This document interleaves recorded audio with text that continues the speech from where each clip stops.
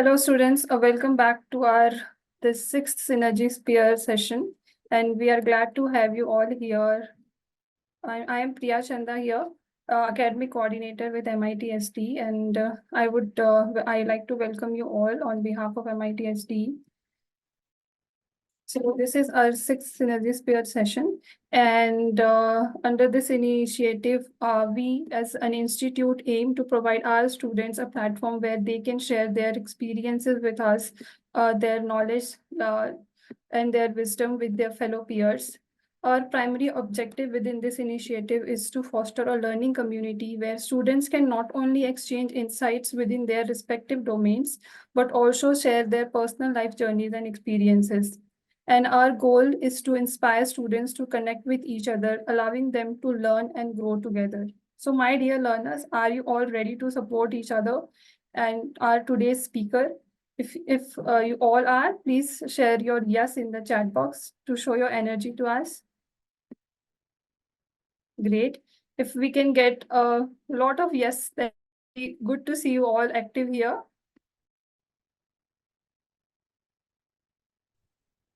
कैसे आज दोपहर का सेशन है तो we are going to see more yes so that we'll be able to understand कि everybody is awake to get knowledge from sir today. Great. So we are getting good responses. Thank you all for your responses. Now let's introduce our speaker for today's session, who is none other than one of our students. Please welcome Mr. Jones Dasan. He is our executive PGDM student with specialization in global logistics and supply chain management. He is with us from January 2022. He is our student from January 2022 batch. He has over a decades of experience in shipping and logistics, and he is currently working with Maersk as a global functional product owner. To continue the session, we have with us our Professor Bhagyashree Pandey, ma'am. So over to you, ma'am. We'll continue the session from here. Yes, thank you so much, Priya. I guess you can stop sharing the screen and we can make this video to be visible to everybody. Yes, good afternoon, students. As I just mentioned that this is afternoon session and I don't want any of you to get to sleep or just you have to be awake, get your teas or coffees, whatever you require, because we are going to learn many things from our today's speaker. Thank you so much, Priya, for giving such a nice introduction of our today's speaker. Based on the experience or based on the introduction which Priya has given about Mr. Johns today, he is going to more talk about the exim policy or demystifying exim. Because I believe this is something like when we talk about exim, it's like the thought that came into my mind that the products have the power to transcend them from one place to another and to create connections through the bridge the cultures, bridge the economies, bridge the boundaries, because borders are just lines on a map. Am I right, sir? So, yes, I guess Absolutely. with this line only, we are going to learn many things from you, sir. And we are so much excited because for me as well, this is something apart from my domain, I'm going to learn many things from you. So with this, maybe with your permission, I would like to first know about your basic journey, like from childhood, your education, your family, your background, and which helped you to grow your career in this field. So can we start from that, sir? Absolutely. Absolutely. First and foremost, thank you for the opportunity. Bhagyashree ma'am rightly said, I'm still a student. I'm waiting for my the final certificates. So though I've cleared, but I'm still a student. So it feels nice to talk to all of you. I can see around 39 participants. So thank you all of you. Just one request is that let's keep it pretty informal, right? No sirs here. So my name is Jones. I like to be addressed by that name. Uh, so a little background about myself. So I'm an absolute Punekar. I'm born and brought up in Pune. I completed my education, my college. I've done my graduation in commerce from Pune. Then did my masters in international business. I started working, and I'm currently I just about completed my post graduation in supply chain management because that's what has been my passion for the last almost a decade now. And I, of course, continue to learn more and grow in that field. I think a decade is not enough. A decade is very less if you get into supply chain management. And I will talk about not just customs. I will also talk about supply chain management. I think a lot of you probably must have heard supply chain management. It's the word, right? Of late, everybody wants to get into supply chain management because I think there is a lot of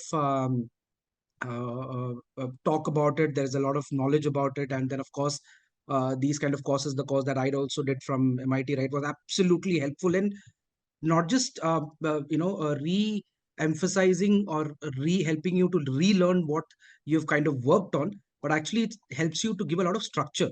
And I think that's what is very, very important, right, in your journey towards success, in your journey here. What has happened earlier was it was all about just make money, but I think now it's not just about making money. It's about how do we build structure, how do we build forward looking, how do we inculcate that forward looking thought process, and then how do we build a career. Career is not a discussion anymore, right? Career is an outcome of what you do day in and day out. I Correct. fortunately, in my experience, which I'll also share, have got some wonderful leaders, I would say so, right? True leaders who believe in nurturing talent and nurturing people, which is why probably I'm pretty blessed to be here. And also with the group here, I would like to share that this is the first time I love public speaking. I do a lot of that in my role in the organization. I do a lot of that. So I don't have the fear of public speaking at all. But I think this is the first time I'm having a session with students. So when MIT Right. gave me an opportunity, I just couldn't say a no, right? It was a fantastic opportunity. Uh, Wonderful. so, so from a work experience perspective, I started working at a very young age. I always wanted to make money. With career was never my objective. So I started working after my 12th. So sales is what I did first. And I think that takes away all the fear that you have, right? Your stage fear, your this fear, that fear, it takes away everything. So one of my advice that I also always give to people whom I spend time coaching with, right? If you ever get a chance, do some amount of sales, and hardcore sales is what I'm talking about. I'm not talking about the digital sales. So I did Mm-hmm. consumer sales for a good 5 years, the consumer sales, finance, service, all of that. Then I moved into my first BPO job.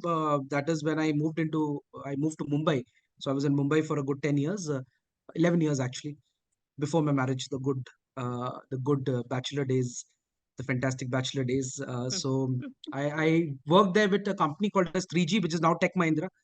So I was a customer care executive, and then I moved into, I think, then I moved into an organization which probably was the first stepping stone towards my leadership role, right? Towards actually shaping up my career, and that was WNS. I really love the organization. I've spent 9.5 years in WNS. I've jumped very few jobs, by the way. So Mm-hmm. I've spent almost 10 years, you can say, in WNS. So I grew. I started taking calls for an airline process in WNS. To when I left, I was the senior group manager with one of the utility business. So I've done a lot of roles there, and that is where I actually got into product management for the first time, though it was never the concept of project management didn't exist, but it was more of the green belt methodology, DMAC, and all those things then, Mm-hmm. At which now is WNS. kind of, yeah, sorry, ma'am. Yeah. At WNS. At WNS, yeah. So Mm-hmm. I'm also green belt certified. So I Mm-hmm. did that there along with some projects. And then I took a break of 2 years. I started my own business. Again, that's the second advice that I give people, that if you really want to understand what being entrepreneurial is, you need to do something on your own. You'll hear this a lot in the organizations probably that you're working for or that you'll work for, that be entrepreneurial, think entrepreneurial. People keep saying that this is, I think of it as your own business. Mm-hmm. So if you want to actually do that, then it's good to do something entrepreneurial. And I will touch base on this the last 10 minutes, and I did request Priya also, while we'll talk about the product and all those things, we'll touch base on a lot of supply chain management. But the last 10 minutes is what I'll also tell you, that what are the key things that you need to remember, right? If you want to make a career in supply chain management, Mm-hmm. right? Like I have chosen one particular product, and why I've chosen, and which product you need to choose, and how do you make a career out of that, rather than just keeping it very generalized, right? Because generalized in today's world, it's all You have to be an SME, a subject matter expert, to build a Hmm. career. Hmm. So I think with WNS, I spent a lot of time with leadership because I was very clear that leadership is what I want to do. So I spent leadership. I did multiple roles there. And then I got an opportunity with Maersk. After my entrepreneurial role, I got an opportunity with Maersk. So I've been with Maersk. I'll be completing 9 years now. Probably another, 10 days, exactly 10 days from today, I'll complete 9 years with this organization. So in WNS, I've in Maersk, I'll talk about Maersk a little bit because that's the passion that I want to probably retire with while doing a lot in that. And I think it's a learning that will go on for a very long time, right? While I'm able to give back to the organization. So in Maersk, primarily, I've spent a lot of time with ocean part of the business, which is what people generally know supply chain management as, right? It's all about those massive ships carrying containers across the globe. Hmm. Very fancy business, makes a lot of money, right? Hmm. It's Hmm. very, very profitable business. Hmm. Of course, if you know how to make profits and if you optimize the business as well as you can. Hmm. Hmm. Then I also did the supply chain management, which is a different game altogether, which probably people know as freight forwarding. Freight forwarding is one aspect of it, but I think the people I've spoken to, like generally, I do speak to a lot of new joiners who join the organization. So I'm also one of the key speaker there, right? So when I ask what do you know about supply chain management, the first answer that I get is okay, it's freight forwarding. Okay, but there is a lot more than freight forwarding when it comes to supply chain management. So I've done that. Then also did some bit of finance. So the role that I'm doing now is also a lot to do with finance. So while I did a lot of execution, leadership, I think the one thing that after my education I've never touched, which was like a taboo for me, was finance, right? So what is finance and how do we do that? And of course, there are various aspects to finance as well, right? But it comes under the supply chain platform itself.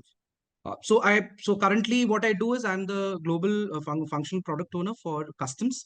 What is customs? We'll talk about it, but it's basically a clearance that the government has to give when you ship your product, right, from destination A to destination B. It Correct. could be, most of the time it could be EXIM, what we call it, which is export and import, which is a short form of export and Hmm. import.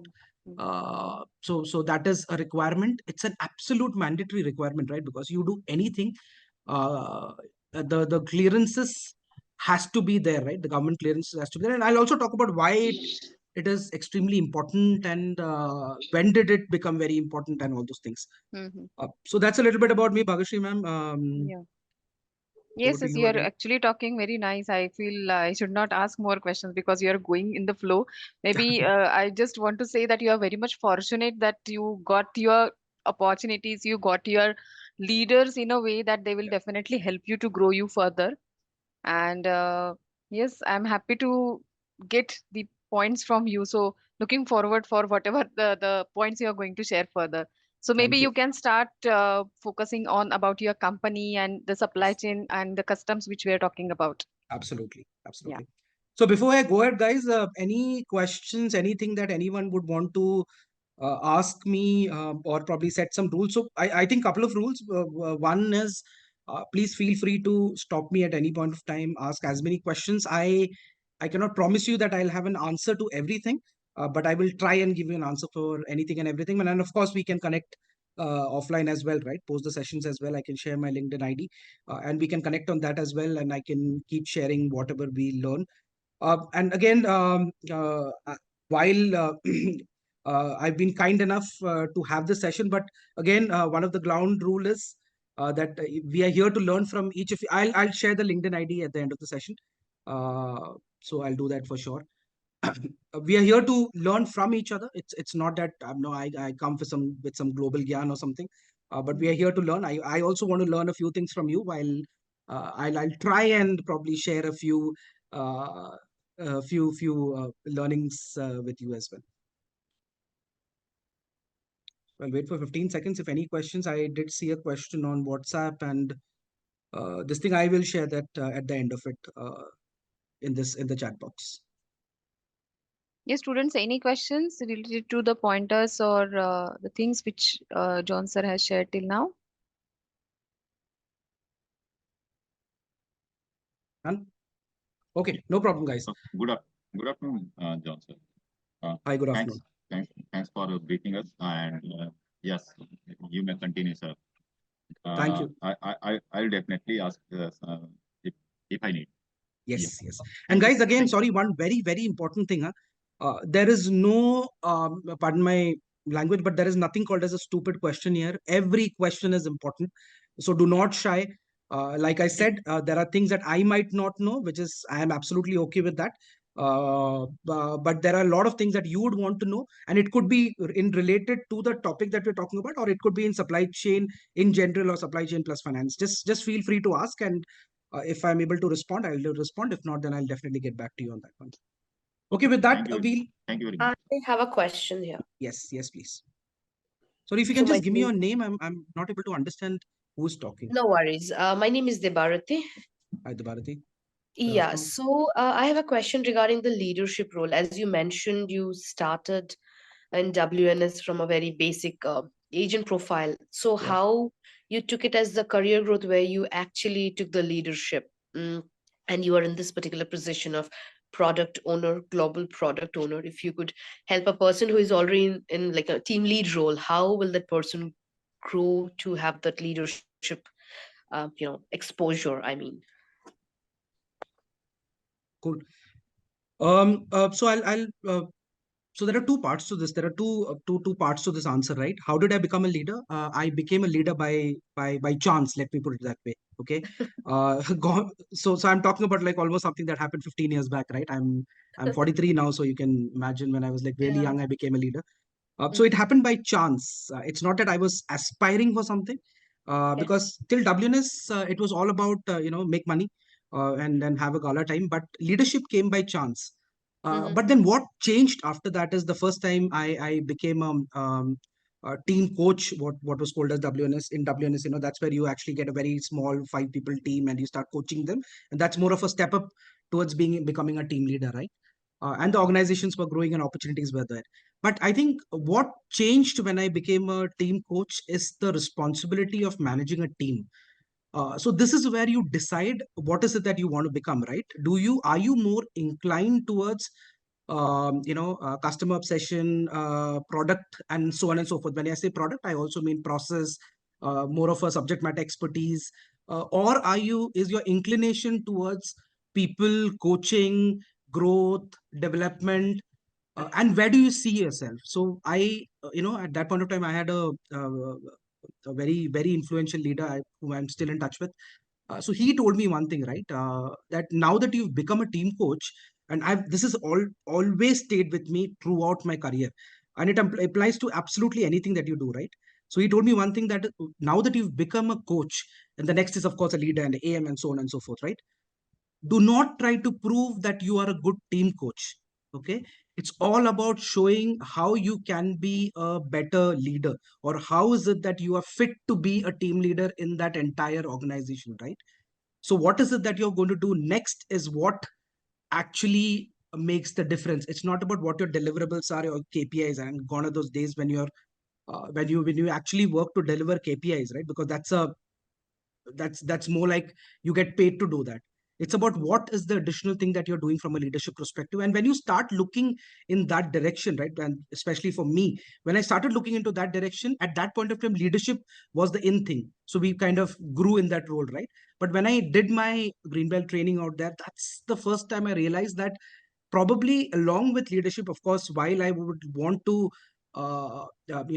sharpen my leadership skills even more, my coaching skills, and the natural skill of me talking to people, right, and probably being able to influence their life in some way, I also would like to become somewhere a subject matter expert, or probably a product guy, right, who probably can contribute more in connection with people, and that's how you probably choose a career. But if you want to become a leader, then my advice is stop doing, or stop uh, proving that, what, I'm the best at what I am given to do, or what my KPIs are, but make yourself available or showcase yourself as a leader for tomorrow. And that's when I think leadership comes up. It's no longer about how well, and I can be very honest in saying this, right? It's no longer about applying for IGPs or, cracking interviews, all those things. These are very old methods of growing in the organization, right? It's about how well you showcase yourself, how well you present yourself, how well you make yourself visible.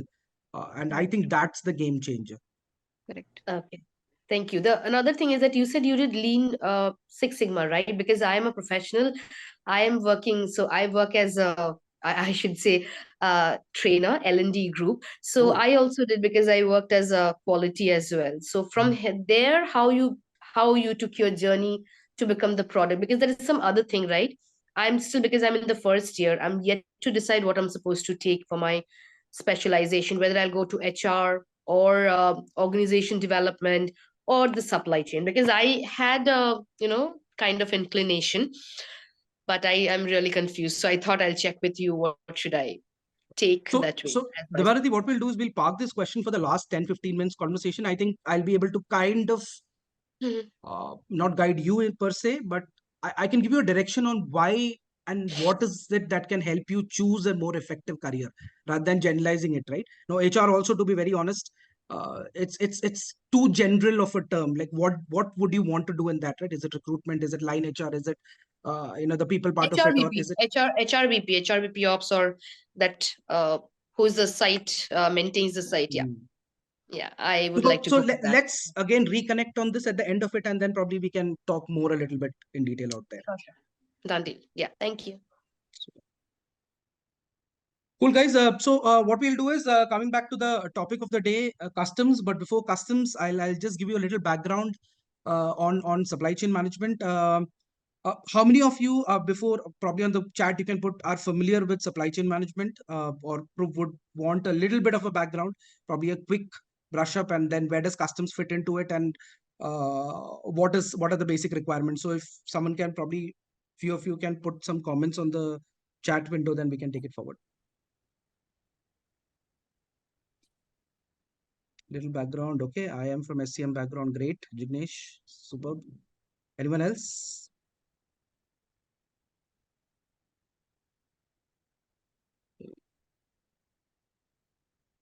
Yes, learners. Oh, Tokir wants to know everything. Collection specialist at UPS. Wow, fantastic, Rehan. The Bharati said, I only understand that it's logistics, which is great.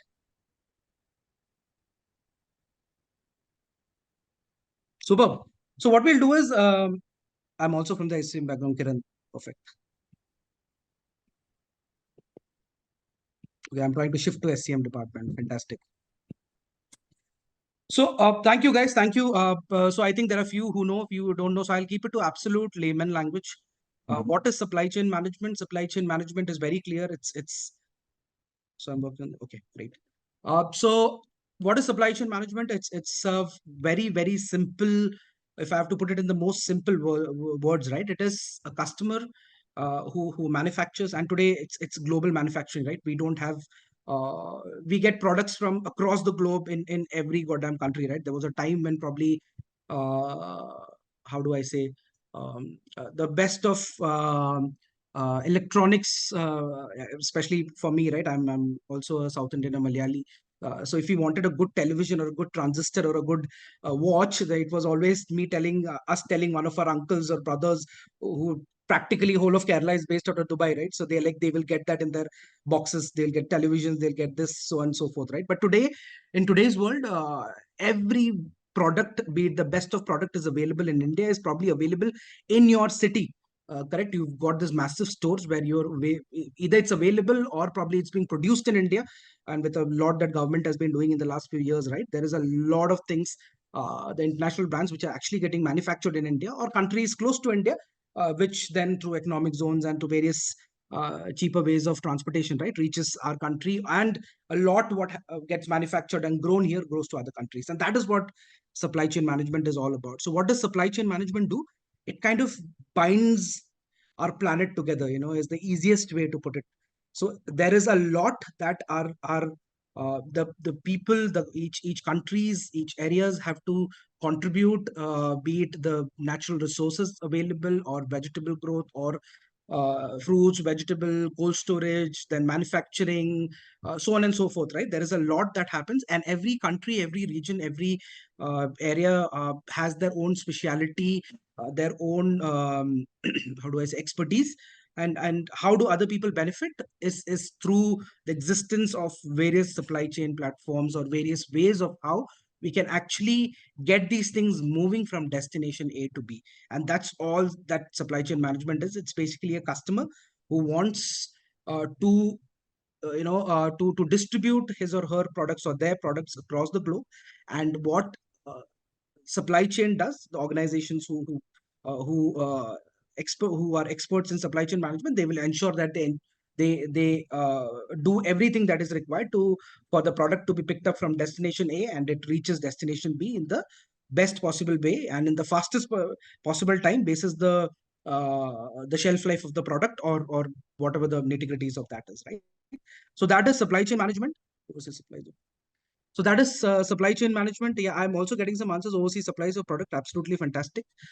So how did supply chain management? So we exactly don't know how did supply chain management start. So I've read a little bit about it, but I think there are various theories about supply that help you to know the bottleneck.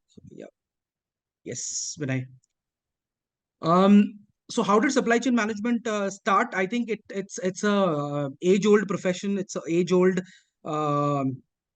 method to ensure that products reach, like I mentioned, right? Products reach from destination A to destination B.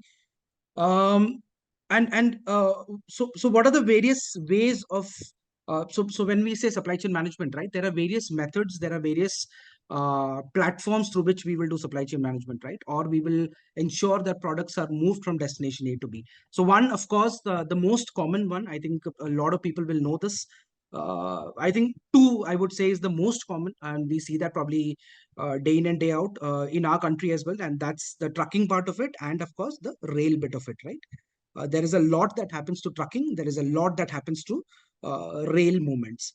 The third, in fact, the biggest source of moving goods is the ocean part of it, right? Because I think that's where you can have these massive ships, right? And which is what Maersk is known for: truck, rail, air cargo shipping. Fantastic.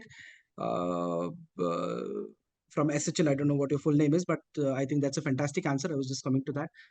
So ocean, which is generally known as Shilpa. Thank you, Shilpa.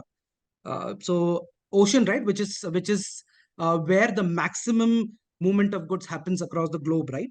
And so I'm fortunate enough to work with one of the biggest shipping organizations in the world, right, Maersk. So what do we do in the ocean world? The same thing. We've got containers. So what did Maersk kind of get into the business? In a way, I would put it, not just Maersk, but of course now a lot of carriers do. They got all of these, how products can be actually containerized, right? So we can keep it in containers and then we can move it across the globe. Correct. And of course, there are containers which carry absolutely anything with technology that has evolved in the last few years. There is absolutely anything in pretty much everything that you can carry. Uh, be it probably grapes, the grape season that just ended in India. So there is grapes that go from India to a lot of European places. That's where the wine gets made, and of course to the US. Then oranges, onions, you name it, and you can carry those in either refrigerator containers or temperature control containers or the regular containers.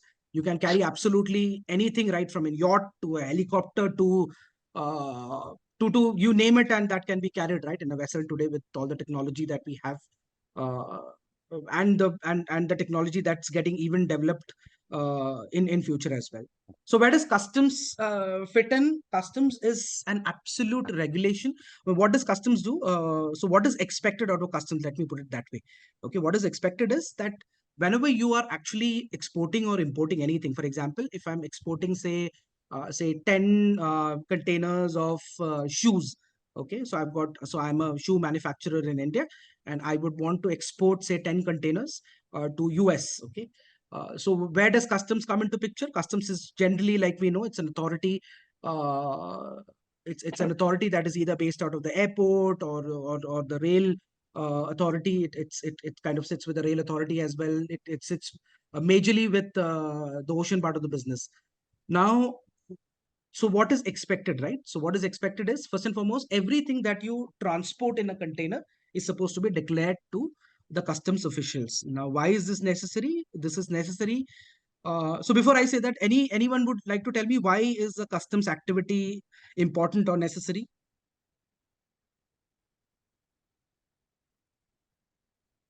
I'm not sure if you guys can laws. Yeah, I can see. I don't know if you guys can unmute as well and speak.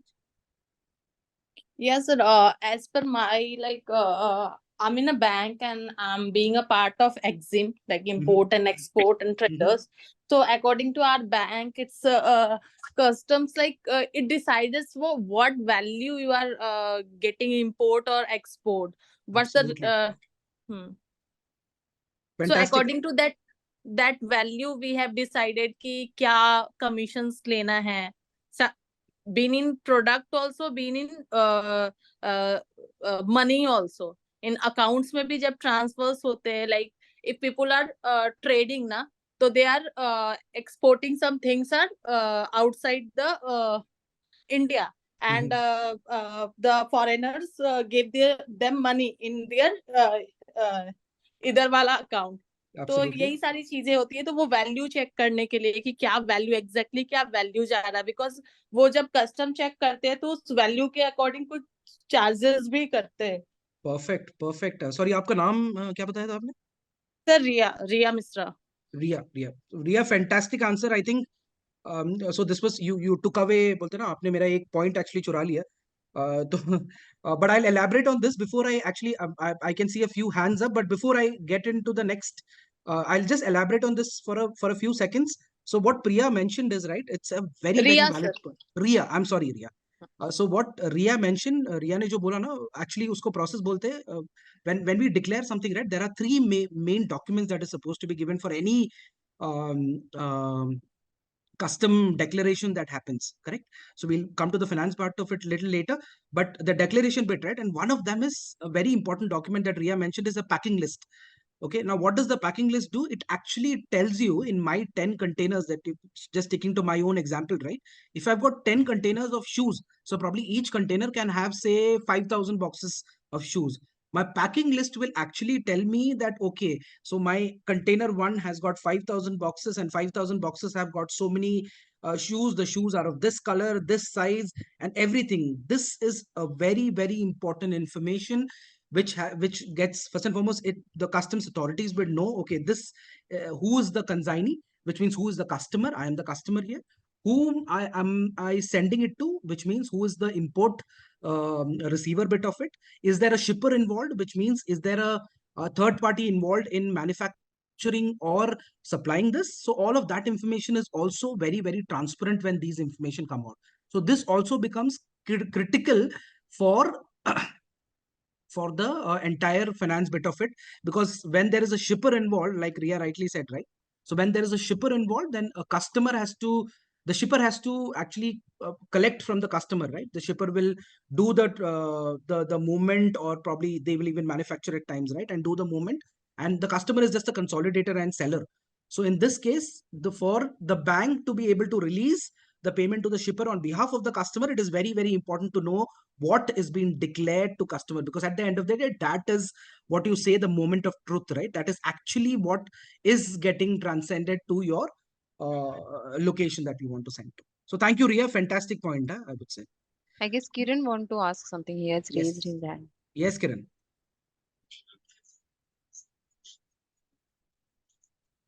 Kiran, can you hear unmute us? yourself? Actually, I was talking that actually the type of material or type of products we are shipping. So there's been also Kiran, I'm sorry. Can getting you be a little louder, please? I'm not able to hear you. actually the type of product means there are certain categories, right? The material which we are exporting, so that needs to be declared. So that's Absolutely. Absolutely. So, Kiran, if I heard you right, sorry, your voice was not all that clear, but what you heard, if I heard you right, you also mentioned that the declaration also depends on the kind of material that you're sending out, correct? yes. Perfect. Yes, it does. And that is exactly why customs declaration process is also different. Yes, in fact, a very valid point, Kiran. It also is different. And of course, the charges are also different. The procedures are also slightly different when it comes to the type of product. For example, if you're sending a perishable, then the process would be slightly different, right? The process of examining it also will be slightly different, because it has to be examined under certain conditions, which is also, of course, done by the custom authority, right? And the second bit of it is also, if there are any dangerous cargo, for example, there is a lot of absolutely right, Jignesh. HSN codes also come into picture. And I was talking about dangerous cargo, right? So if there is any kind of, anything that can lead to anything that's flammable, let me put it that way, right? कोई भी चीज ऐसा जिसमें आग लग सकती है, flammable है, you categorically comes under dangerous cargo, right? That can actually have an impact. So that clearances happens in an absolutely different way. Has approval, yes. I think a lot of people here are experts. I was trying not to use the typical what do you call the ocean lingo, but has approvals, yes, of course, has approval. I don't know if anyone has done it here, but if you sit with the has approval books, right, it's like this 1200 1500 pages massive books that you're supposed to refer to every time you do. And of course, the technology makes it a little easier, but decisions at the end of the day still lie with us. So fantastic point. Thank you. So Kiran, over to you. I think you've raised your hand for quite a lot. I also see someone by iPhone. I don't know the name. Yeah, myself, Manoj, actually, some of Hi, the Manoj. points. I was actually in the sales head. I'm in one of the multinational company, being a 27 years of experience, but I don't have any much experience on supply chain, but we have a collaboration approach, in the sales and supply chain is a very clear-cut indication in the relationship. But I up to know for a supply chain, because it's a very important process in any organization when you are going for any imports. So it is very clear cut, because why it is required to give information, because the custom people should know what kind of products are you going to import, and what are the import duty you have already paid. Because sometime, in India, the lot of hanky pankies are going on nowadays in imports and all. People are importing something, shoes, and then coming other materials and saving some duties and all. Because after this COVID, I think these things are a little bit improved now, because the cross checks and the custom ends are also, like, a lot of checks are happening. Yes. So this process has become now critical for who were doing something wrong practices earlier, but now it is already being changed. Because why the HSN code has come, because that was only to get to know what kind of products you're going Absolutely. to import or maybe export. That is also very important, because by this you know what kind of products you are importing and what are the duties implications are there. So that is very important. Otherwise, you will stuck and your material would be stuck, and then you will lose your customer trust and all where you want to supply. Then timeline will not be also met. So this is also very important case actually for any kind of good organizations. Otherwise, if some organizations are not following that organizations are not doing, must be doing, and they can also come into the very bad shape sometimes. So that is Absolutely. also a very important process is required. Absolutely, Manoj. Thank you very much. In fact, one point that you mentioned it, I would like to probably elaborate a little bit more on that. You come from sales, right? And in today's world, what does products do, and why is there so much of emphasis on product, right? Because what product does it actually gets uh, your end-to-end life cycle of a product. Of course, it builds the product, and we do all of that bit as well. But one key thing that you rightly mentioned, or where you touched upon, is also the pricing of a product that you're going to sell to the customer, right? It depends on Absolutely right. Yeah. it depends on various factors, and customs is a very important, right? Is the product that you're building, is it for a local market or is it for the international market? Because the first thing that you'll have to tackle if it's for the international market is, are you meeting international standards as per what is required, basis every government? Because if the governments don't clear, and which is of course the customs authority, then you can't sell a product, right? You can build the best of product, but is it sellable is a very, very important point. And then the pricing bit of it, how much are you going to spend on these declarations or for these clearances, right? Which also will contribute to the overall product pricing, the product pricing aspect. Absolutely right. Yeah. Thank you, Manoj. 27 years, fantastic. I think we should connect. I think we can have a lot that we can share with each other. Yeah. Thank you. Kiran, your hand has been up for a while. Hey, hi, John. Hi, Kiran. Actually, I have one concern. The different countries have the different rules, and different certificates are needed for the export and import. So I just want to know why there is no unique way or unique rule in the international market. Okay, So if you want to export it to the Korea, or if you want to export it to the US or in European countries, there are different certifications are needed. Okay. So if you want to export it from India, so there are some less documentations are needed. And there are some countries where more and more documentations are cleared and shipments are not getting cleared on time. So why that is happening, and since anything the world is doing on this case, I just want to share it out. So thank you, Kiran. I think a fantastic question. I'll just reiterate if someone has not heard it correctly. So Kiran wants to know, why is it that we don't have a more unified or kind of a common process or a common set of documentation across the globe. One of the examples that Kiran gave is that supposing if we want to export something from India to say Europe, but different countries in Europe will have different set of document clearances, and then different certifications and different level of certifications, and of course all of that, right? So Kiran, why we don't have, I honestly don't have an answer to that. I don't have a correct answer. I don't have a, how do I say, a written down certified answer as to why we don't have. But the honest answer that I'll give you why we don't have is because of the mysterious way people work, right? So everyone, I of course have been in this industry for a while. So a lot of people actually try to evade, first and foremost, the customs duties and the customs um, uh, processes that needs to be done, right? And then what we also just spoke about some time back is the kind of how do I say, uh,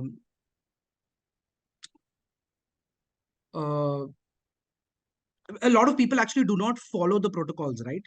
They always want to come up with something where, for example, the declaration is done for, say, A product, but what they're actually sending is a B product. But A and B, they probably might be similar in their minds in their country, but when it comes to a different country, it's actually two different products, correct?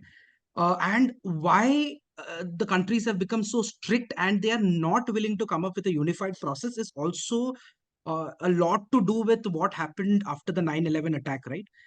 In the US, which I know has happened a long time back. But if you, I don't know if you read about customs a little bit, right? The whole manifestation process, customs is also known as manifesting, right? You're actually manifesting what you're sending out. You're declaring everything, right? You're declaring everything to the T, and then a lot of checks happen, and a lot of, I saw a few notes here that the customs authorities have the right to check. So after that incident and after a lot of such incidents that have happened across the globe, the countries have become very, very, very strict. So I will say to strict to an extent that, for example, if you're sending something to a country which is more war prone or more closer to countries which are war prone, the declaration, of course, is there is no two ways about it, but the amount of validations that happen, the amount of checks that happen is also equally higher, which again adds to a lot of the product pricing as well. So there is no unified way of doing it. For example, like India, of course, in the last couple of years has become very, very strict when it comes to customs. I think if I know this right, probably around 6 or 7 years back, the amount of uh, the strip and searches or the validations that happens on the ones that you've already declared, right, was less than 0.1 or 0.2%, which now stands at almost 3 to 4%. So which is very, very high because they really want to curtail a lot of these how do I say, mischievous activities that go around across the globe, right? So they want to curtail all of that. So that is the reason. Uh, Good evening, Jonas. Should I Yes. add to this question Good evening. why we don't have a unified structure in the customs? Yes. Actually, customs is a duty, or we can call it as a taxation structure. Yes. It is different in every country. So if we take Europe as a case, Mhm. European Union, they have the individual countries who have their own tax structure. Yes. So customs, of course, the declaration, the checks, all these are happening just to ascertain whether what you declare it is there in the box. But Absolutely. there is a tax for every item. If a Absolutely. country is importing something, or that case the custom duty has been paid. So customs, it cannot be having any. You cannot have a unified structure all Absolutely. across the globe. But we can have like G20 or the group of countries, they can Hmm. have one structure, but it cannot be possible for the global. Absolutely, I think fantastic point. Uh, Taxes and VAT, right, is a major component of customs, right? Though it is not the entire component, but yes, a lot like European, like you absolutely rightly said. For example, Europe, if you talk about Europe itself, right, anything that is to do with taxes and VAT is called something as a pass-through, right? Which means that the customer is supposed to pay that to the government, to the destination country, right, as a absolute pass-through, which means if the country is charging them, say, I'm just giving an example, say £5 or whatever, $50, it's generally in dollars, right? So $50, then the customer is supposed to pay that. But the person who does, the entity who does the declaration, the entity who does the clearances for them, who does the documentation, who will validate the documentation, are people like you and me, right? So we do charge a customs fee, a customs charge, and of course the VAT and taxes, which typically is applicable only in the European, mostly in the European countries, will be paid directly to the government. And then there are procedures of how we manage a charge that the fee that we do the service for, and the VAT taxes which is supposed to be paid to the government, which is a And little different in India as well.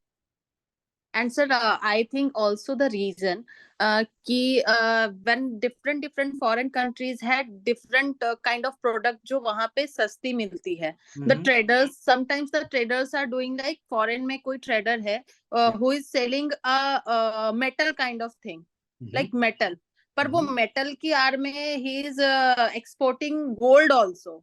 So he don't have like account for like he don't have the business authority for that gold thing. He have just iron or metal का approvement. तो उसके लिए भी they are checking that because किस चीज के लिए क्या कर रहे. Absolutely, absolutely. तो ये जो अभी आप जैसे बोल रहे हो ना, a lot of this happens across the globe. There is a lot. There are containers, मतलब I know of containers, right, जहाँ पे एक vessel में 150 odd containers have been blocked because of these misdeclarations, what we call it, right?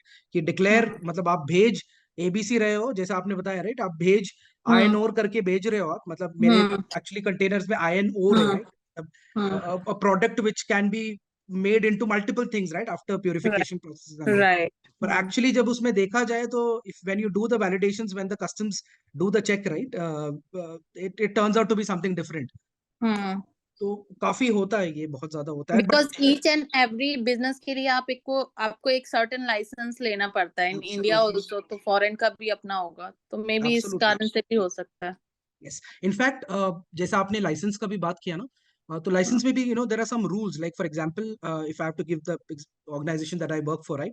So Maersk as a carrier, कोई भी carrier होता है ना, तो they cannot actually do customs declarations by themselves. So there is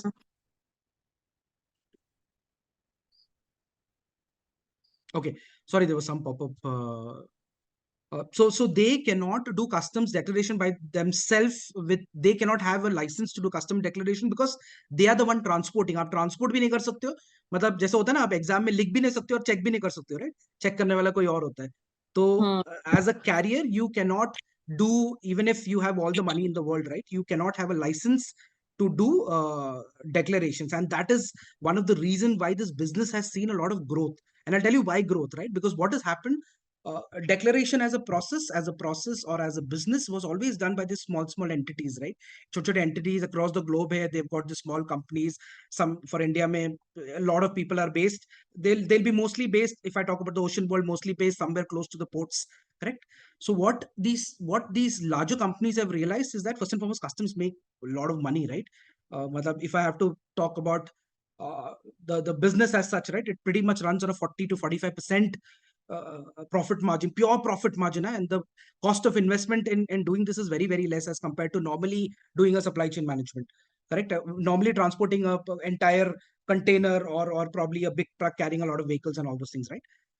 So what companies have now started doing is they have started acquiring, so mergers and acquisition, what we call it, right? So they've started acquiring a lot of these companies to have this expertise within the organization itself. And that's what a lot of organizations, if you read a little bit about SCM as well, sorry, I'm just digressing from the main topic a little bit, but I think some very important things for you to know is that if you read about this a little bit more, right, more of these carriers, these big players, right? Be it DHL, आप कोई भी नाम ले लो, Blue Dart, DHL, anywhere. They would want to become end-to-end service provider for a customer. So once the customer tells, okay, you know what, I've manufactured, so they would want to do everything, right from trucking to customs to ocean to trucking again, both at import, export, even warehousing and everything, right? They would want to do everything so that the customer remains with them. So just building on your point.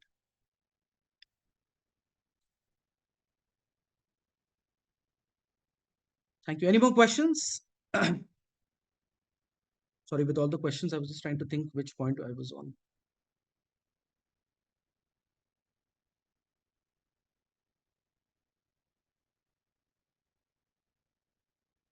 I guess you were talking about the customs.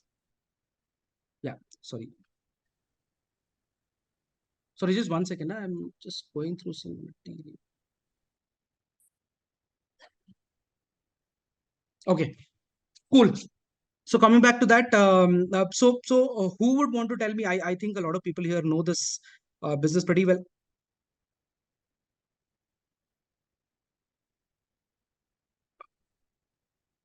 Yes. So who would want to tell me how will this process look like? Now that we've spoken about this a little bit, right? So anyone would want to give it a shot as to how this process will look like? For example, if a customer has today said, okay, you know what, I've got this 10 boxes that I want to move. 10 boxes, when I say boxes, I mean containers, right? So I've got this 10 containers that I have to move from, say, India to New York. So how will this work? Anyone wants to give it a shot? And again, right, I said, no right or wrong answer. I think a few of you can also put together and kind of build this. Pardon, sir. Actually, there's some network issue. I think. Sorry about that. Yeah, shall I? Yes, yes, of course. Yeah, Your name, actually, I'm sorry. Manoj Manoj, Mehta. Manoj, yeah. I told you, I'm from sales. Yeah, yeah. So the process would be like first the internal like company, our local logistic team will touch point would be trucking and maybe a service provider, big service provider like as you said right now, the all big company, Big Shot, Blue Dart, and other companies want to do end to end services. So that's a right point because today because VUCA world actually you have to be a very one touch point to avoid any kind of communication gaps and all because every business is very important and the timelines are also bound. So first of all the process would say like the internal team, the logistic team of the company will put the boxes with the HSN code to the service provider and they will give the pure detail what kind of products they want to ship and then they will give a very clear cut customer details with consignee because this is a consignee and with the consignee address and what kind of payment mode would be there. So it will be also very clear cut reflect in the document. Absolutely. It's a shipment is a pay to or maybe like a PI kind of thing, performa invoice kind of thing, or maybe a bank Absolutely. guarantee. So we are And then deciding the because payer yes, party. so it's a clear cut contract between the customer and the company. What kind of terms and condition of the payments are lies. So if it is a bank guarantee, then it will be also put into the bank guarantee, or maybe other countries. It could be also the depend upon the what kind of country contract is depend upon in that country where the ships are going to dispatch or maybe delivered. So this process would be here, and the closed looping would be the local logistic team would be the end to the end customer point. So all the documents will be provided to the service provider, and then there will be a like a cloud kind of right now cloud services are going on. The customer will also get where is his shipment right now. Then he will get all the information very clear cut when he is going to when it is going to delivered and how the payment will come. So these kind of process in between will come actually. The whole process will say like that. Fantastic. I don't think I could have explained it any better. Manoj, thank you very much for that. Yeah. So like Manoj said, I'll just recap on what Manoj said. The process is very, very simple. If followed correctly, of course, there is a customer who will raise an intent or who will raise a request that, okay, I would want to move product from destination A to B. So that if it's export always where the destination, where the product is manufactured, and import where the destination is going to, the place where the product will be delivered. Okay, so the export generally starts with a trucking service, or if it's a first mile, then it might start with some small vehicle, right? Where either the goods will get consolidated, which is generally a CFS station or a warehouse. Okay, is everybody aware of what a CFS station is? Yeah, Okay. actually CNFA, like carrying and providing agent. Exactly. So they are more of in our world we also call them as consolidation agents, right? Because what they'll do is they will actually consolidate from multiple shippers. For example, if I have to give someone like let's give an example, right? Say lifestyle in our world, right? सबको पता ही होगा lifestyle shopper stop हम काफी shopping करते होंगे, correct? So lifestyle is actually not a manufacturer, right? They are a consolidator. What they do is they consolidate products from a lot of people and they will sell it at their stores or online or whatever it is, right? But for them to consolidate and for us to get those products at the store, there are a lot of consolidators who sit, right? There are a lot of products that might come from various cities within India. And if probably if it's something bigger, then and if it's imported, like they do keep a lot of international products as well. So it comes from outside, right? It comes from outside India. So from outside India, if there are say 10 products coming from say Europe and US, then there will be people who actually consolidate it before it's shipped. So they are called as this consolidating agents. So either we consolidate or it directly gets shipped to the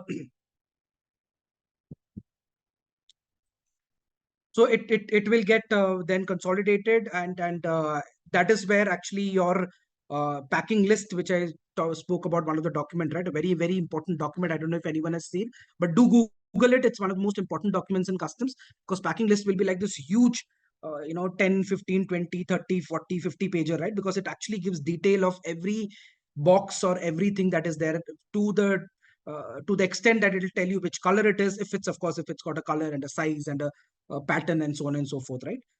And one brilliant thing that Manoj touched upon is that with COVID, one of the big change that happened earlier, customs was all about papers, right? You had this massive set of papers that used to go, and the customs agent used to actually take these papers with all the declarations, file on file, and then someone used to sit there, validate, and then it used to happen. Now with COVID, what happened is that we had a lot of this electronically interface data, EDI, what we call it, right? What happens is that a lot of information or technology, with the help of technology, all of this information, rather than getting printed on paper, is processed in systems which has got access to the custom system across the globes, across various countries, wherever it can be accessed. Otherwise, there are very few countries which still believes in actual paper and pen. Uh, so it kind of, all this information flows from one system to the custom system. Custom will validate, will do their checks, and of course have these will say, okay, this is the charge and these are the charges, and usually these charges are agreed, right? These are agreed basis the type of goods, and that is where HSN comes into picture. I did see a few people asking what HSN is. I don't remember the exact um, full form of HSN, but if anyone knows, you can type it here. Something to do with, I know why it is there. I'm sorry, but I don't remember. It kind of classifies the product group, right? It's more like a code which tells you, okay, these are the product which fits into this family. These are the product that fits into this category, and these are the product that fits into this category. So HSN codes is very, very important. Oh yeah, harmonized system of nomenclature. Thank you very much, Rehan. Thank you very much. It's been a while, and we're so used to using this HSN codes. But thank you. And it is a difficult one to remember. Let's be very honest, right? Harmonized. Wow. I think the first thing is we need to make that in a little easier word. Oh, there we have one more. So what it does, of course, we understood the purpose of what it does. It kind of tells customs, because the kind of entries that they get or the kind of requests that they get runs into thousands and thousands on a daily basis, right? So it tells you, okay, this is the bracket, or this is the family, or this is the product line that the customer is actually shipping the product. And basis that, the invoice gets generated, and generally what happens in the shipping world, at least what happens in the air LCL also, wherever there is an exim export that happens, you are supposed to pay the customs before the goods actually gets loaded from your destination. So there are certain timelines that is followed. If I have to talk about the ocean journey bit of it, generally what we call is the customs is usually done before the ETD. ETD is ETD. E stands for elephant. It's estimated time of departure of a particular vessel. Okay, so the ETD can be anywhere between it depends on country to country. Like in the Asian countries, it usually 24 hours prior you have to do.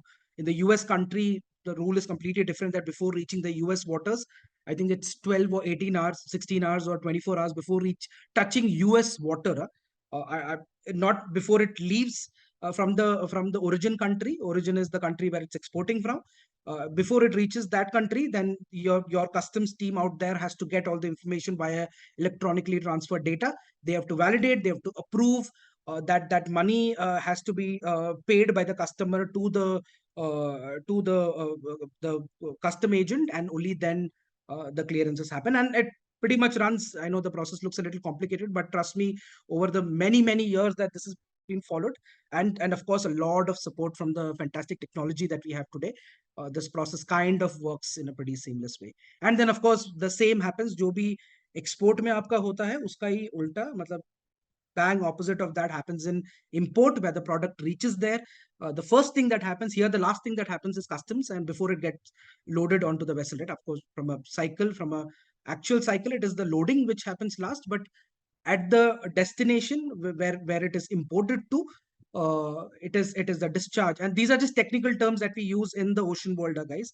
The loading and the discharging and all those things, where it discharges, and there of course again a customs clearance has to be taken, and only then can the containers or the packets or whatever it is be will move to the next stage of whatever trucking and so on before it reaches the customer.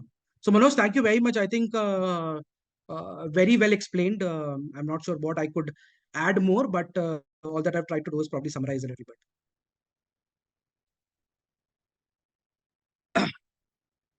Okay, what else? Who else would want to add anything to this particular process? Anyone would want to understand anything around the charges, or how does the finance work around it? It's pretty simple though, but I can probably brush you through that as well.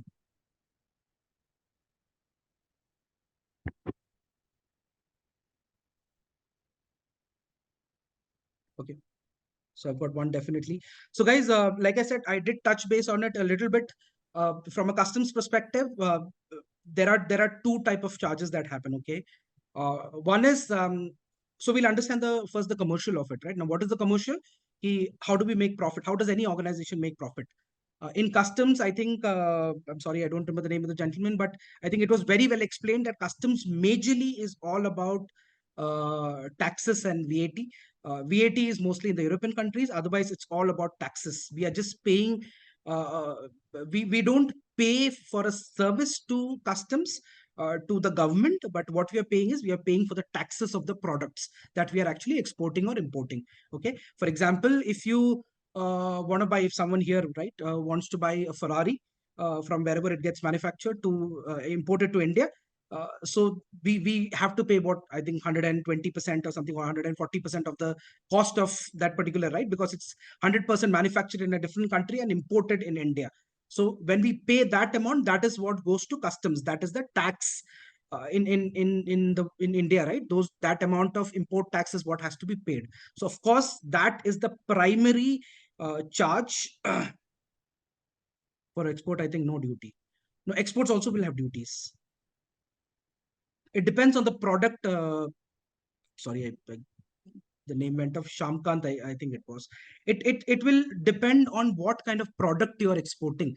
It depends a lot on how does the priority set in customs for clearance. So I'll come to that, Vinay. How does the priority? So Vinay has a question. How does the priority set? I'll come to that. But before that, we'll just kind of complete this process. Sir, for export also we have to do certain declaration and all, because Absolutely. in banks also we have like accounts and all. So for Absolutely. money also they are giving some declaration for outward remittance and inward remittance. Mhm. So there is no. I don't think there is any product. At least I don't recollect or remember seeing anything. I'm sure there could be. Like I said, I don't know everything, but to whatever I've seen till date, anything that gets imported will have a duty or a tax or a service charge. Service charge, of course, will be there because a customer cannot do his or her own declaration. It has to be through a certified agent, and generally the customers are never the organizations that the customer runs the business generally do not have these kind of certifications to run customs, or they might have a sister company that they have probably purchased and it still remains under their own umbrella or the brand. Then yes, then that's possible. Otherwise, it's always a different entity. And of course, like you rightly said, right, there are banks who support in this entire financial transaction bit of it. Like I said, anything that is to do with taxes, VAT, surcharges. Surcharges is also a additional charge that probably a customs authority might charges for any kind of additional strip and search, or any kind of additional charge. If they are kind of if they get a tip, right? Okay, you know what? In the 10 boxes, remember the example that I gave you, that I wanted to ship 10 boxes from India to New York. If someone gives them a tip, you know what? Jones is actually sending 10 boxes, of which one box only has cocaine in it, right? So they will of course inspect it, and if they inspect it, then the charges are applicable to me and not the customs authority. So anything that the custom authority will charge us, always remember this, it always is a pass through, which means we never never make profit of that amount. What we do in customs, how does a company who does the declarations or who does the process, they make profit is by charging a service charge to it, for charging a charge for for the service that they have provided, which is generally called as in our world, they call it as a management fee. Of course, it could differ from organization to organization. That's why I just kept it as a service charge. Sorry, Priya, are we I saw a few let's go and all those things. Is there a break or something that we intend to take? No, sir. Okay, perfect. So I think we just have a few more minutes to go before Definitely. we can actually wrap up. Okay, that's so like I said, majorly two charges. One is the taxes, which goes to the government. Now, there are certain organizations, I can also give you this example. There are certain organizations who also manage the finances.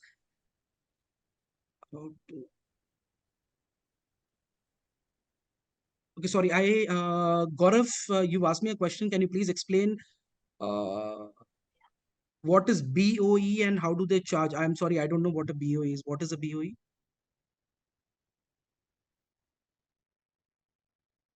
Bill of entry.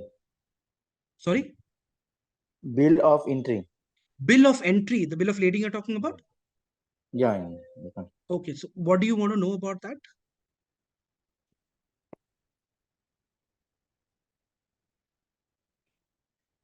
Hello, Gaurav, can you hear me? Hello, sir.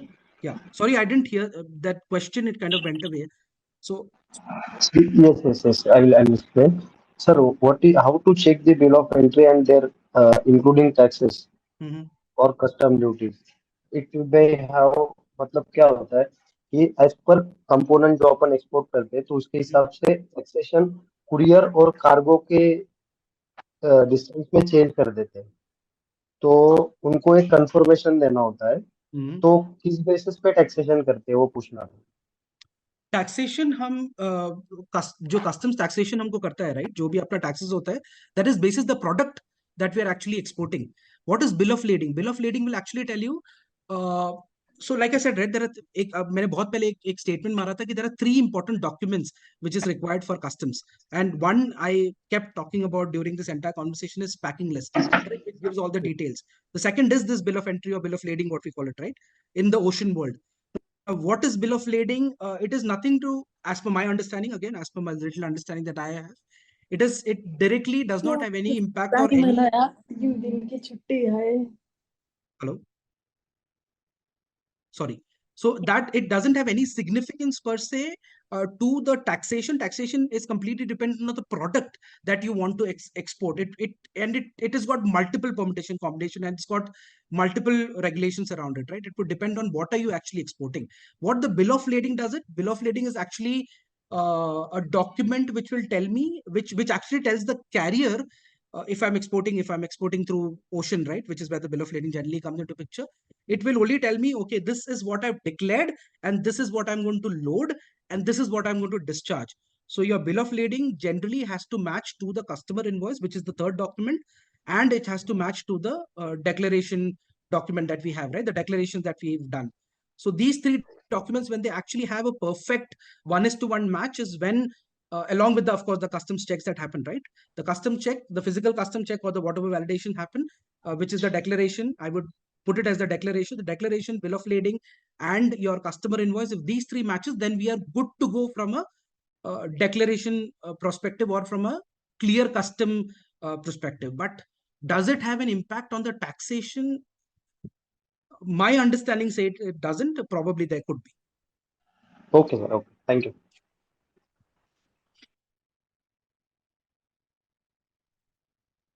Okay. Any Yeah, more hello. questions? Yes, hello. Good evening, sir. Lalji Nisad is there. Hi, Yeah, hi, Lalji. yeah, I have a little question, confusion about my question is that during the exporting of any item, we are selling from shipper side and selling from shipping line side. Yeah.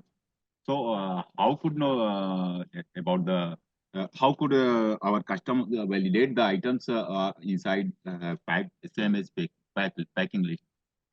Because it was very curious. I was very curiously and visit to Tughlakabad site container yard actually, and seen that there is no facility and nobody are checking the materials. So and I hope there will be facilities.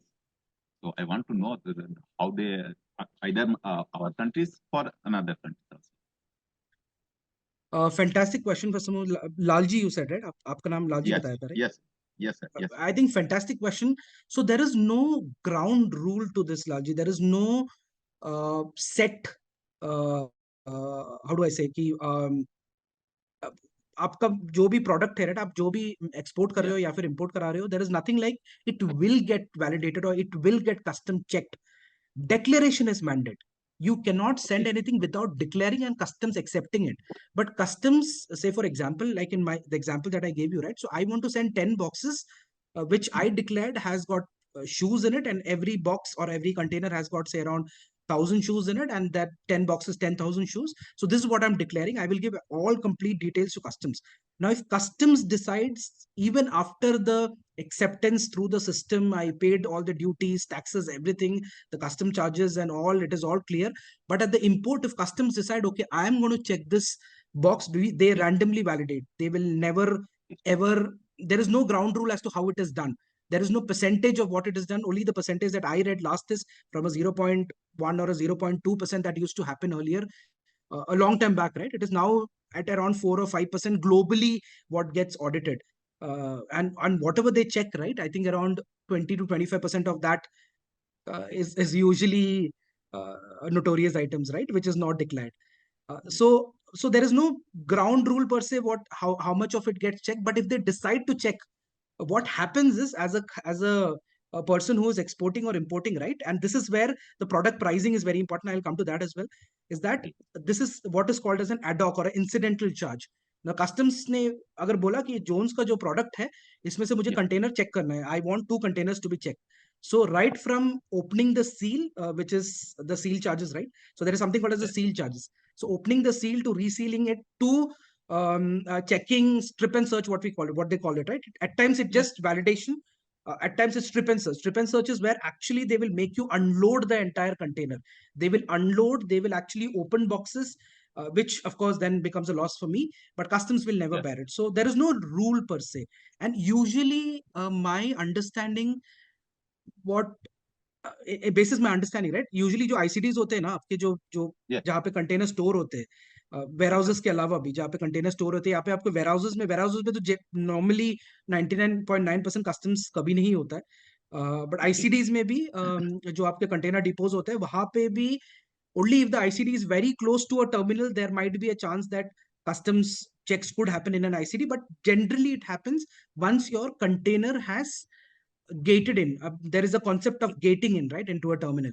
मतलब आपका gate in मतलब क्या हो गया कि आप उस terminal के premises में आ चुके हो. Now you cannot decide after getting in that, okay, you know what, I'm going to take my container and go back. So generally customs happen there because that is where then there is no going back. Once you get in, then it's loading, then it's customs and then loading. So उस stage पे होता है, and it is random, to be very honest. Few countries actually अगर हम देखें तो कुछ few countries है जो कि आपके कुछ सर्टिफिकेशंस को ही वैलिडेट करती है सर। अगर मैं अपने प्रोडक्ट्स के बारे में ही कहूँ कि कुछ कंट्रीज में हम एक्सपोर्ट करते हैं अपने खुद के आइटम्स, तो दे वांटेड कि yes if you have protector certifications basically, अगर तो they are validating through that documents, having any other more organizations. Just I want to know if having more another organizations, like if you want to sell out our products in other countries or any legal. There could be a lot of it, and especially from a certification perspective, right? There is a lot, and it completely depends on country to country. Like for example, say South Africa, right? If I have to send something to South Africa, there is something called as an ECTN, which is like a certification. आपको मैं कैसे बताऊं? Which is a certification slash a waiver जिसको बोलते हैं. Now, why is an ECTN required from the government is because this certificate is actually telling the government that I completely am, 200% agreeing that I am only and only transferring goods what is supposed to be sent to this country and not anything other than that. Okay, sir. So there are Yes. certifications also which gets validated, but now to be very, very honest, right? Every right process in this world gets cheated at some point or the other. Actually, and one more, it's my request to you, sir. If Yes. having any process chart, which is known as process flow chart, simply, whenever our product is ready, then how to move in another countries. If have any process flow chart, like it will be more helpful for us. See, I do have a few process charts. I do have, but it is more specific to what we do in Maersk per se. But I can share that. Of course, I can share. Let me just remove all the brandings bit of it, and I can share that with you. In fact, I do Thank you, have sir. quite a few, not just a lot, but I can actually share the entire customs detailed. I think it's a 52-step process or something like that. I can share all of that.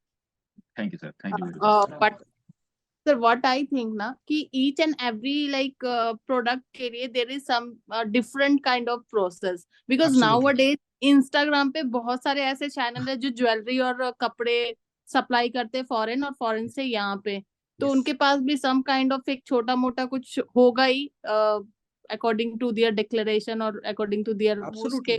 Product का क्या value है. And it Absolutely. बिन मेरे को लगता है ये बहुत easy हो गया है बिकॉज ऑफ गूगल यूट्यूब की आप सब प्रोसेस सब समझ सकते हो, बिकॉज Absolutely. आजकल बच्चे बच्चे अपने एक कंपनी खोल के बैठे हैं. हम Yes. जॉब कर रहे हैं. That's And it. हाँ? बहुत बहुत सही बोला आपने, and that's exactly why I said कि आप the last 10 minutes that we'll spend, and I realize that we only have 6 more minutes, but this last 10 minutes is actually what I wanted to speak about.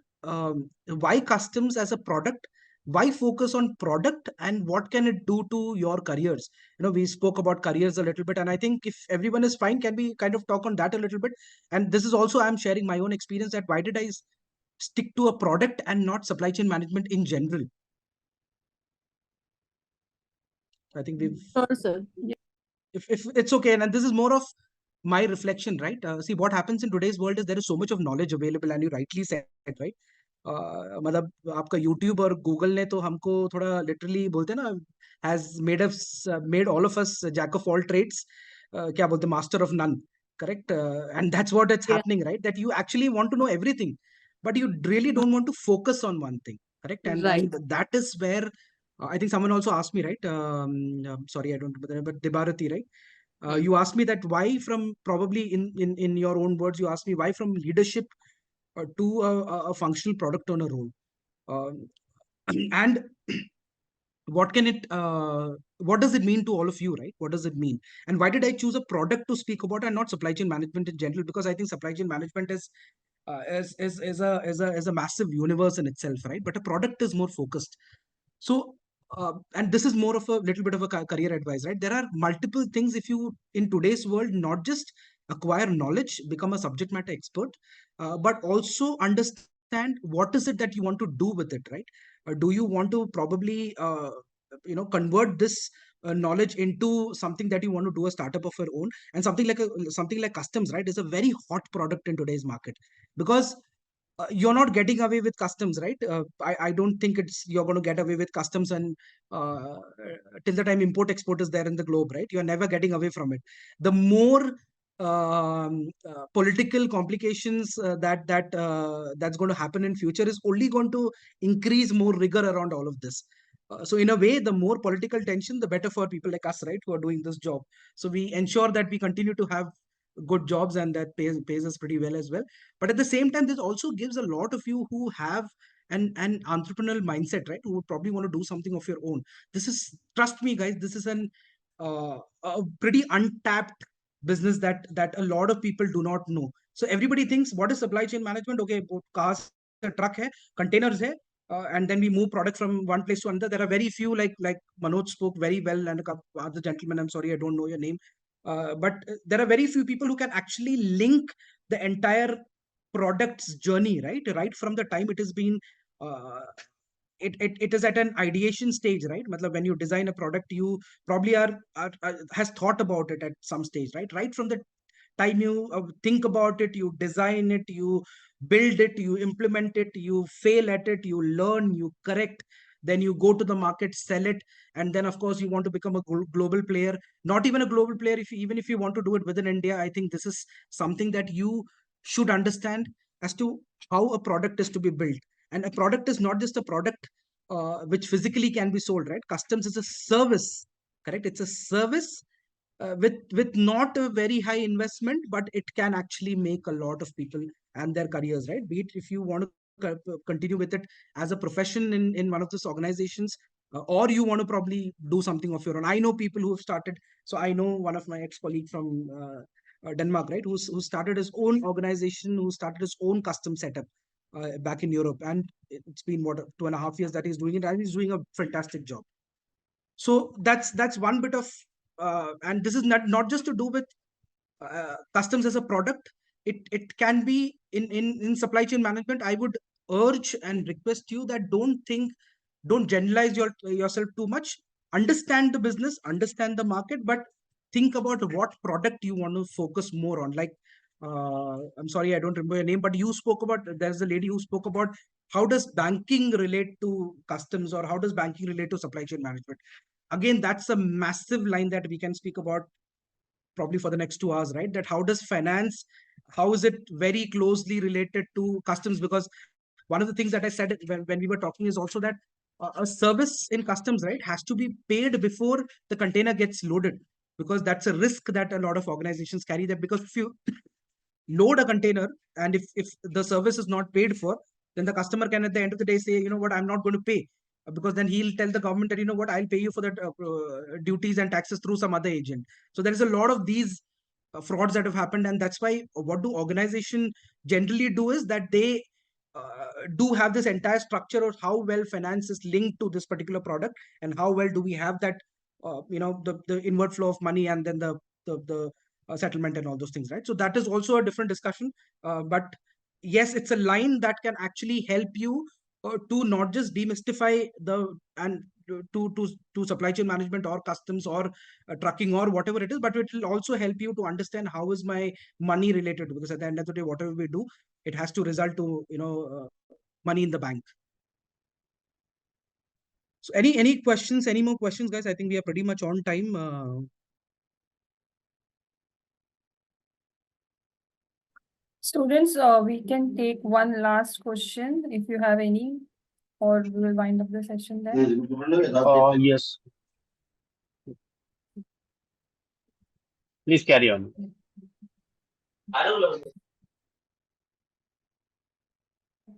Any more questions?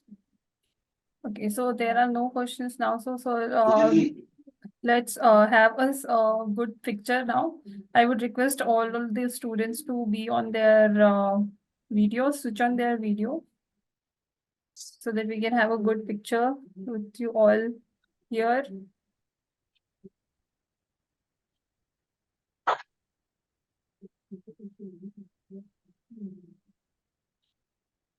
Yeah, we are waiting for some more. Yes, videos to be on. Great, great. Please be on mute, everyone. Just like give me a minute. Yes, sir. Good evening, sir. Sir, I'm Virender. Hello. Hello. Yes, sir. I'm Virender. Sorry. Sir, I'm speaking. Are you listening me? Sir, I'm Yeah, I Virender. am. Yes, Virendra, please go on.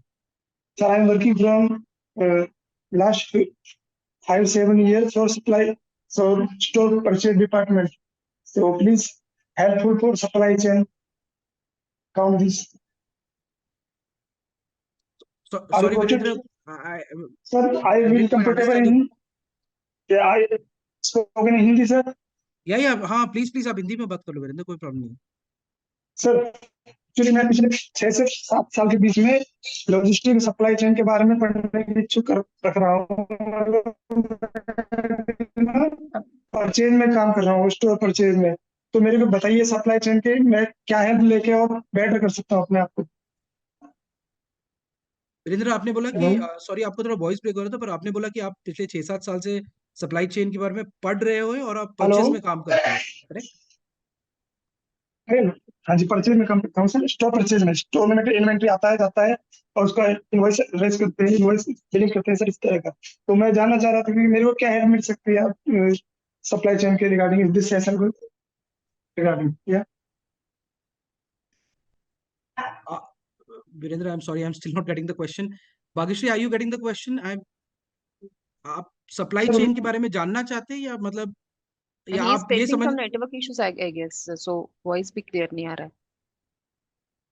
Virendra, आप type करोगे यहाँ पे, इसका chat window पे आप type कर सकते हो, if you don't mind.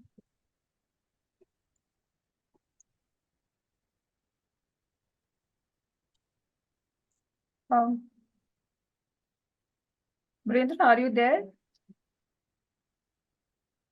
I think he got disconnected.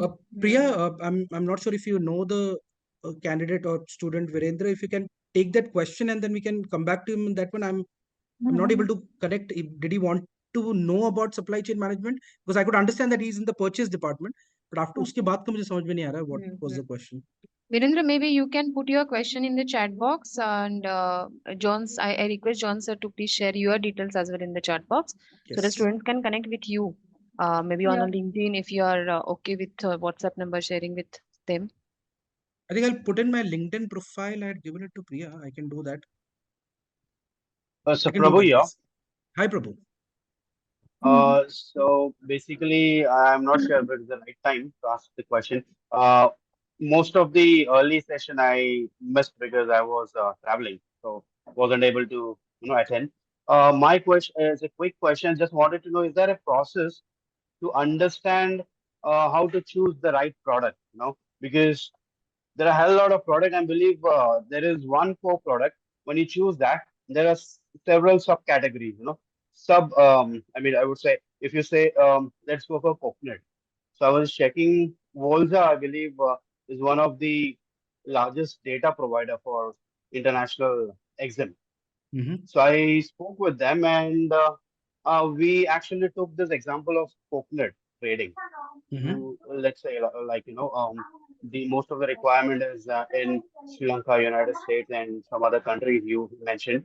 There are like 5 major countries that imports coconuts from India. So when I picked the coconut, so that's the core product. I believe there are several other list of products that comes under that. So let's say like coconut powder, desiccated coconut, and we have like I mean dry coconuts. Okay, so there are a list of product that falls under that one product. So is there any process which will let us know that beforehand a research type of thing which will help us to understand if this product is going to be good to go product in the market, a slight understanding of of the future market. Prabhu, from a product, which is the right product? I honestly, I don't think there is any process per se to identify how do you want to identify an absolutely perfect product to be able to sell? But I think sales people who are people who do sales right day in and day out probably will have a better answer to this. But my answer to this will be, uh, for example, coconut, like you rightly said, right? It's anything to do with food products is always fantastic till the time you actually figure out, especially if you're going to go in for a exim part of it, right? For any export import, probably if you're planning to take something like a coconut and make and scale it up to a direct consumable product, right? So something that the consumer can directly probably open a box or do something and have it, right? Like one of the things is all the different type of coconut cookies that are available in the market. So I think the most important part here will be, is the product that you're selecting, is it scalable first and foremost? How acceptable or well known is the product in the market? And the third important part, if you want to actually go global, is that what are your options or what are your opportunities of supply chain, right? How Right. What is your product priced at? When I say options and opportunities, of course options are many, opportunities are many, but how well are you going to price your product to be able to contain the cost of doing all of that? So I think if, and this is like a very high level eagle view answer I'm giving you. So if Right. these three parameters are met, then I think it's all about how good your product is and how well you're going to market it. Then you will hit the gold mine. Yes, Right, sir. Jones. So is there a particular research that could be followed to analyze that particular product? Because I just took coconut as an example. So is that a process that could, I can actually use to do predictive analytics, whether this product is going to be a success or, there isn't a gap for that particular product. So if I can analyze, beforehand, probably I won't be actually taking risk in that. If I understand, no, this is not a good product, so I probably look out for a different product. So is that like Volza? They have a huge database, but the database cost is too high at this point in time, because I'm like a new fresher into trading. I've never done this, so I'm just trying to put my hands in. Just wanted to give it a try. As my core business is something else, but this came as a byproduct, the IE code. So I have a friend in New Zealand, so I just wanted to give it a try, test the waters if this, can be success. So the first step, I'm just struggling with this to analyze what product could be the best, and I make sure, no, I am at a I have equipped myself with that much of knowledge that I can go with this product, that, yeah, it will, maybe if it is taking a time consuming, at least 3-4 months, I have to wait, I have to, bear losses. But if there is a gap that I can fill within the market and it can give me a good return on investment, maybe in future, maybe after 6 months or in a year, I can possibly, get prepared for that. So I just want to understand if you would be the right person. I'm not sure to give me the research process. No, I'm not very well aware of this, Prabhu, to be honest. Research, not my forte, to be very honest. I don't do too much of it. I do a little bit of reading, but that's purely out of curiosity. But I think one of the things you already mentioned, Prabhu, is your predictive analysis, but that is more to do with how well you can understand data set if you have data available, right? But that probably will give you some amount of predictive. If you use, of course, there are a lot of tools in predictive analysis, right? If you use that, you can come up with all of that. There are a few things that we do generally in our that organizations do, right? Because at the end of the day, we don't have to launch a product per se. But one of the things that I will recommend, and like I said, I'm not an expert, I have very little understanding of this, but where I would like to start is a VOC, right? A voice of customer. My consumer or customer, wherever it is, whichever country is it, what is their choice of how this product can be consumed? For example, if I have to give my own example as an Indian, especially from the south part of India, right, which is what my Correct. origins are. For me, coconut in any form or shape is amazing, correct? And the raw one, though, I love coconut raw, right? And that's me. But if I have to talk about my Right. kids, which is the second generation, if I give them raw coconut, they're like, Papa, what's wrong with you? Correct? What is this? Why are you Correct. eating this? So it keeps changing. So I think for me, for someone who's selling coconut, I and my son both are customers, right? So I think understanding that, and of course anything outside India, right, has to go through a lot of regulations, is what I understand, especially when it comes to the food business, right? Your packaging, Yeah, your shelf life, correct. your cost of manufacturing, your cost of, I don't know where, if you intend to manufacture or just procure from a manufactured unit, then what is their processes, what are the certifications they have, because all of that is something that you have to declare, print, and then do all of that, right, before you actually get the license to sell it out there. So I think if you do all of this, nothing stops you. And I think at the end of the day, a lot of this knowledge, along with uh, the right salesperson, which I'm definitely not. I am very bad at that. But with the right amount of a person, right, a person or an organization who can give you the market breakthrough, who can tell you, okay, this market is acceptable to these products. These are the kind of introductions that you can do, and this is the operating cost that you'll require. Like you rightly said, right? Can I sustain for 3 months or 6 months, which is generally what we call as the operating cost, right? Till the time we are able to have a break even for a product, right? So what is the Right, operational right. cost? What is the investment, and so on and so forth, right? So having all of this, it's actually, um, how do I say, an ocean of answers put together, probably in a, what we call in our Maersk, right? We've got something called as a POAP, plan on a page. When we do these projects, right, the first thing that executive Right. board would want to see is a plan on the page. So if you're good enough to put all of this on one page as a plan with a timeline, then I think you've cracked it. Which, trust me, takes us, someone like me who's been doing this for the last 3-4 years, it takes me, and of course you said you're a professional, right? But I it takes me a good 3 to 4 months to prepare a plan on the page. Right. Yeah, thank you so much Appreciate it. for sharing your insight. Thank you, Prabhu. Thank you, sir. Really, students, so we will wind up the session here. We have already passed the time. So I would like you all to just answer to this poll question. Just give your feedbacks here in the chat box if anybody wants to leave any feedback, any detailed feedback. Yes, you We all already can. started sharing. Yes, yeah, great. So, Mr. Lalji, as always, we are getting good feedbacks from you. So, thank you so much. Yeah, it's good to have good feedbacks. And yes, do answer to the poll questions quickly, everyone. And so, thank you so much, sir, for conducting this session so flawlessly and so interactive. You made it. It was really wonderful to have you here with us on this session. And the way you have shared your knowledge, it has really inspired us to. It has really given us a really comprehensive knowledge of what exam services are and what are the processes the students need to follow, and if they want to make a career into it. So it was really wonderful to have you, and also the way you have shared the intricacies of the supply chain management and custom processes has really been helpful. I hope the students would have really understood it and will implement it in their life if they want to go ahead in customs. So thank you so much, sir.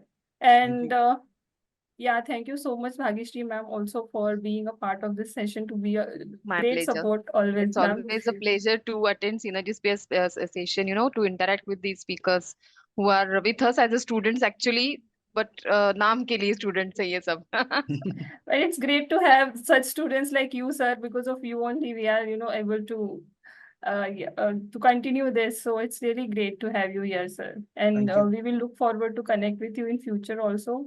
So thank you so much for this. Thank you, Priya. Thank you, Bhagishri ma'am. Thank you for the opportunity. Thank you all for being absolute wonderful listeners. And please do connect with me. I think Priya did put up my LinkedIn Yes. link out here. So please do connect. If there is anything I can help you further, but thank you very much. It was absolutely fantastic. And yes, sir. And also this session would be available on YouTube. We have already shared our past sessions on our YouTube channel. So the link is also in the chat box. You all can go through the channel and the session. And this session will be also available on YouTube soon. Yeah. So thank you so much. Thank you, sir. Thank you, learners. Have a nice day. Thank you, Yeah, John, Merry sir. Christmas, all of you, and Happy New Merry Year as well. Christmas. Yes. Yes, sir. Same to you. Thank you.